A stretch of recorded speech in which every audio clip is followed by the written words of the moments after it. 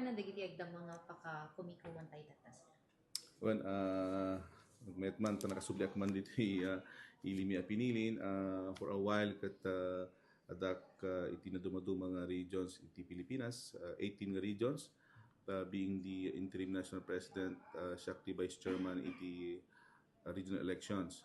The chairman is the DLG regional director and I'm the vice chairman ti aming region. So kinasapulan nga sakripisyo iti oras panawan kan iti luwadong nga banag tapno kas dagat matendar iti elections and kasinapo nalpasan iti aming elections iti PMLP ti buong Pilipinas. So danggak na talaga rin isa sa oda kat kaslakas dyan iti feedback na malaalag kat makapaisam mo't iti numotibiyang nga mapansin da dyan nga medyo nagagat iti interim president at nagdama.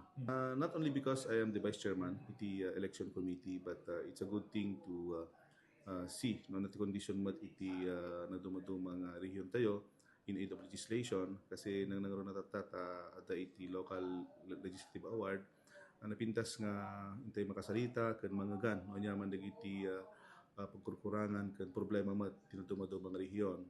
And in a way kat siguro makatulong tayo by providing technical assistance to the National Secretariat or i-endorse tayo iti problema natin di DILG. Kat nagasatak very friendly dagiti naranaak nga set of vice mayors tatang tawon feel ko latamat nga at home wherever man nga region ti papanan. Ano dagiti iti kabayatan ti panagsurusur tayo a probinsya na dagiti makita tayo nga isla kurang pay kadapat. Narigatmat nga ibaga nga dati pagkurkurangan dapat I could observe some a few siguro ati practice nga hanpay nga dapat nga ma-improvean kasi kanyaming legislators kat agsweldo kami. Ti basis sweldo mi kat pinakatendar mi ti session. I-spread ko nga ro di news or ay goodwill nga message ko nga dapat we as legislators dapat kat religious kami ang katendar kadagiti amin session because da kami iti parupa iti nadumadumang sektor ken barangay iti ililibi tapno kasagat maya sa dagmi dagiti bambanag nga kasapulan da in aid of legislation.